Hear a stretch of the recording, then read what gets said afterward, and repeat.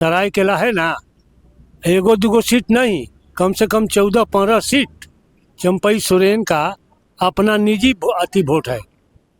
और चंपई सोरेन को वही लोग टाइगर बनाया था।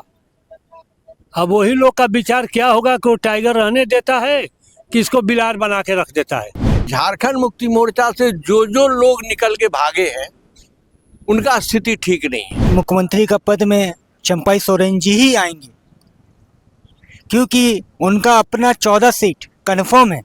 और उसके चलते जो रामदास सोरेन जो घाटशिला से खड़े होते हैं वो भी हारेंगे इस साल। नमस्कार, अभी हम मौजूद है जमशेदपुर के मरीन ड्राइव में।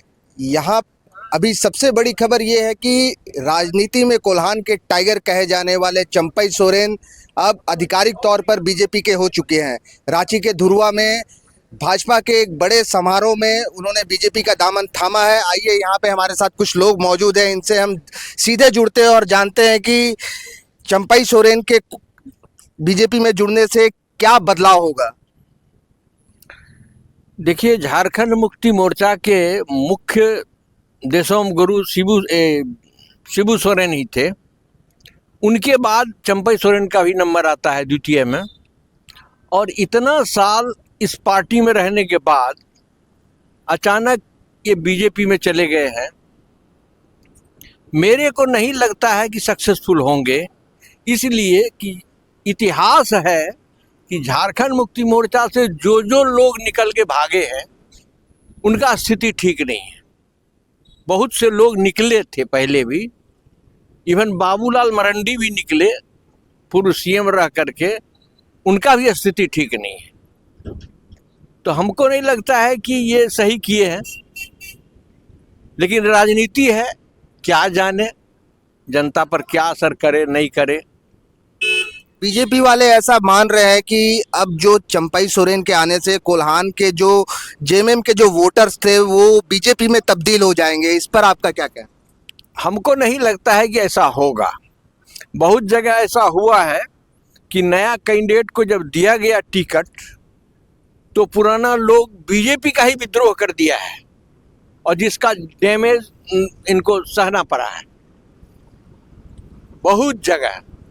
हमारे साथ कुछ और लोग हैं, हम उनसे भी बात करेंगे। अंकल, ऐसा है कि बीजेपी का ये मानना है कि अब चंपई सोरेन को लाने के बाद से जो है कोल्हान में जो है बीजेपी का झंडा बुलंद होगा। आपका क्या मानना? मेरा कहना है कि चंपई सोरेन जी के आने से एक बहुत बुजुर्ग और बहुत एक्सपीरियंस नेता है। और जहाँ तक हम लोग को नॉलेज है कि 11-12 सीट के ऊपर में कोल्हान का जो है उनका अधिकार है, माने उसका है, उनका है इन्फ्लुएंस बोलिए। अब सवाल ये है कि पिछला इलेक्शन में भी वहाँ से बहुत सीट लाए थे, लेकिन सवाल ये उठता है कि वो सीट इनके नाम पर आया था कि हेमंत सोरेन के नाम पर आया था। ये एक सवाल है, अब वो तो आने वाला समय बताएगा। ये एक है। दूसरा सवाल ये है कि शिबू सोरेन जी आए, हेमंत सोरेन उसके बाद आए।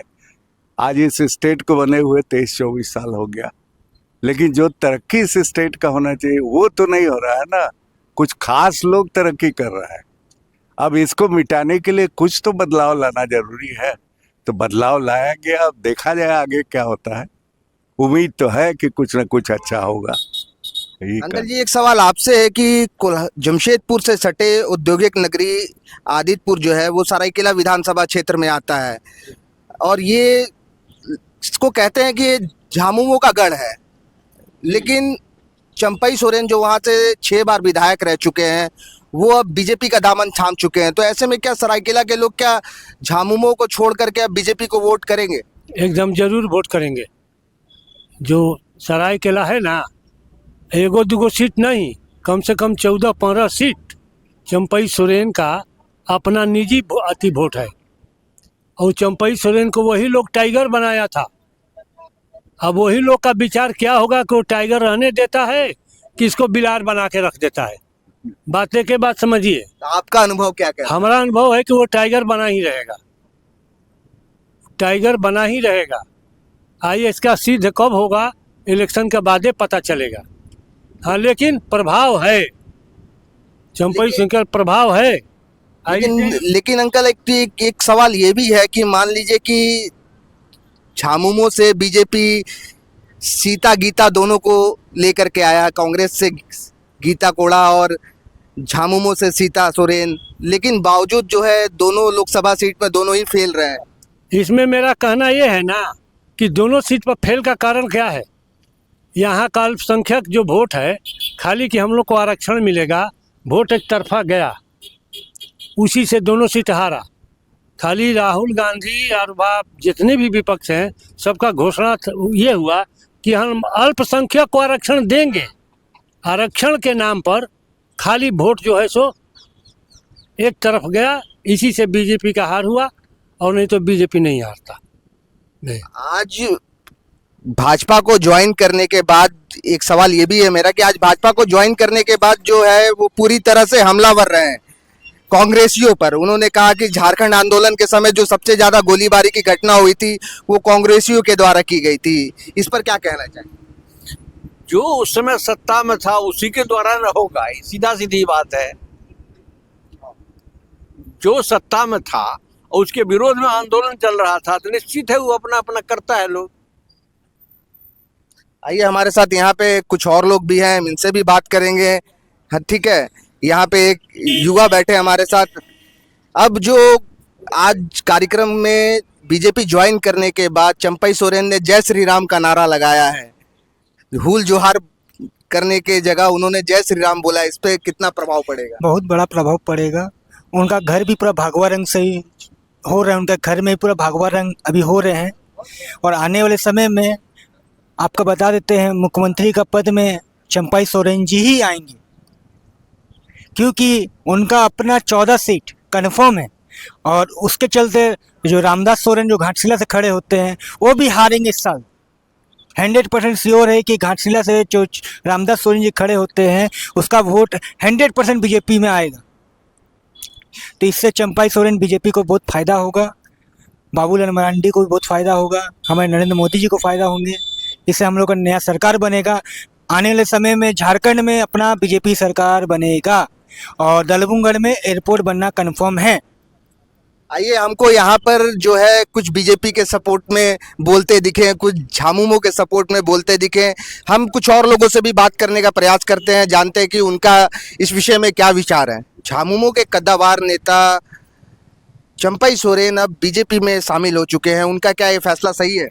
जी हाँ, बिल्कुल सही है, क्योंकि ये झारखंड मुक्ति मोर्चा के जाने माने और बहुत ही पुराने पार्टी के आदमी हैं। और उनको अगर यदि मतलब अपने सत्ता अपना ये के लिए मतलब उनको निकाला जाता है तो फिर वो तो ऐसा विचार करेंगे ही। आगामी विधानसभा में बीजेपी को इसका कितना लाभ होगा? लाभ तो होना ही चाहिए, क्योंकि अब झारखंड मुक्ति मोर्चा में यदि पुराना आदमी कोई भी नहीं रहेगा तो फिर झारखंड मुक्ति मोर्चा रहेगा कैसे? खोखला हो जाएगा। तो बीजेपी में सब जाएंगे ही। दादा, यहाँ पे बीजेपी को अब कितना लाभ होगा जबकि चंपई सोरेन पार्टी में आ चुके हैं? अब 80% लाभ होगा बीजेपी को। कैसे? मान चंपाई दा एक राजनीतिक नेता है और जमीनी जुड़ा हुआ नेता है, उसको जाने से कोल्हान में तो उसको फायदा होगा। चंपाई दा एक अच्छा आदमी है, उन्होंने बहुत काम भी किया है यहाँ पर। आगामी विधानसभा में इसका असर देखने को मिलेगा? हाँ, अगर विधानसभा में ये असर देखने को मिलेगा। आप किसको वोट करते हैं? हम तो बीजेपी को करते हैं, बीजेपी को करेंगे। तो इस बार बीजेपी कितना सीट लेकर के आएगी? मान लीजिए आधा से अधिक आएगी इस बार बीजेपी। जैसे 14 सीट हारी थी यहाँ से, वो नहीं रहा। अब समीकरण बदल गया चंपाई दा का आने से इधर। आइए, इनका तो मानना है कि अब चंपई सोरेन के आने से समीकरण बदल चुका है। बीजेपी में जो है 14 सीट के बदले 7 सीट जो है वो लेकर के आएगी। जो चंपई सोरेन के जाने से वोट बढ़ेंगे भी, घट भी सकते हैं।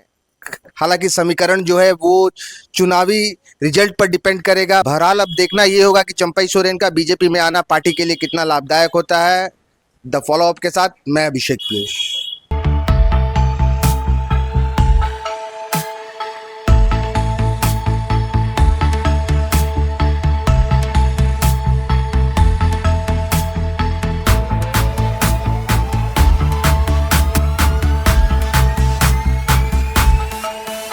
thefollowup.in. Like, share, and subscribe. www.thefollowup.in